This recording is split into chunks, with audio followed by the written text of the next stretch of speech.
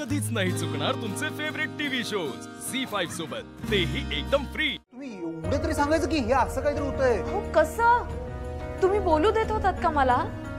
हल्ली किती टेन्शन मध्ये असता अधिपती तुम्ही। जाऊ दे, सोडा हे विषय थांबूया आपण, आणि मला दुसरा पण कुठलाच विषय डोक्यात घ्यायचा नाही।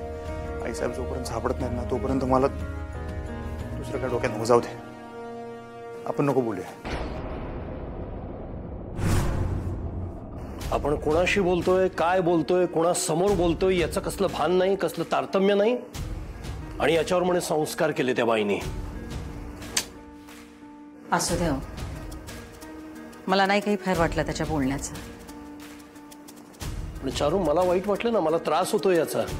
तू आई आहेस त्याची, आणि हे सत्य त्यानं स्वीकारायलाच हवं। आता समजावून ऐकत नसेल ना तर आपण त्याला कठोर भाषेत समजावून सांगायला पाहिजे।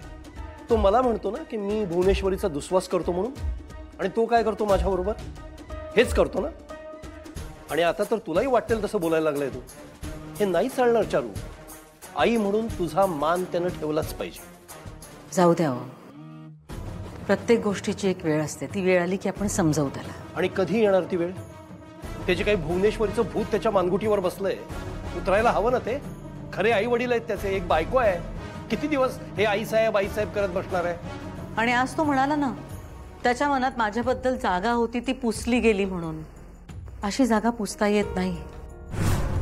त्याच्या मनात माझ्याबद्दल जागा होती एवढंच खूप आहे माझ्यासाठी। अहो, रक्ताचं नातं आहे, तोडू म्हणून तोडता येत नाही। अगदी बरोबर आहे आई। हे घ्या, मस्त गरमागरम चहा आणलाय। बाबा बसून घ्या। आई बसा ना, आलं घालून केलाय चहा। हे घ्या, बरं वाटेल तुम्हाला। आणि आई म्हणतात ते अगदी बरोबर आहे, रक्ताचं नातं आहे, असं नाही तोडता येणार। आणि मी खरं सांगू का, मला वाटतं थोडासा वेळ जायला हवा। माझे बाबा म्हणतात काळ हे सगळ्यावरचं औषध आहे। कदाचित थोडा वेळ गेला तर अधिपतीने जाणीव होईल काय बरोबर आहे काय चूक आहे, नाही का? बरोबर आहे अक्षरा, काळ हे औषध असतं, पण त्या काळात योग्य ते औषध घेतलं नाही ना तर आजार बळावतो। आपण अधिपतीला जाणीव करून देत राहिलं पाहिजे।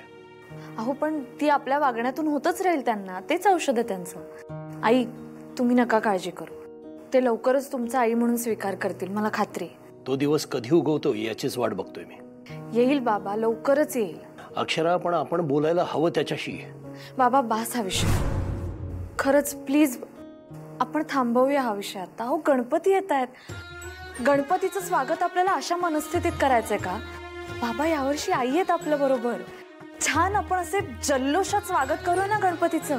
हो ना, यंदाचा गणेशोत्सव माझ्यासाठी तर विशेषच आहे। कितीतरी वर्षांनी मी माझ्या घरात माझ्या माणसांबरोबर गणेशोत्सव साजरा करणार आहे। अक्षरा म्हणते ते अगदी बरोबर आहे, आपण मागचं सगळं विसरून जाऊया आणि छान हसऱ्या चेहऱ्याने आनंदाने गणपती बाप्पाच्या स्वागताची तयारी करूया। झी5 ॲप डाउनलोड करा आणि पहा सर्व एपिसोड्स एकदम फ्री।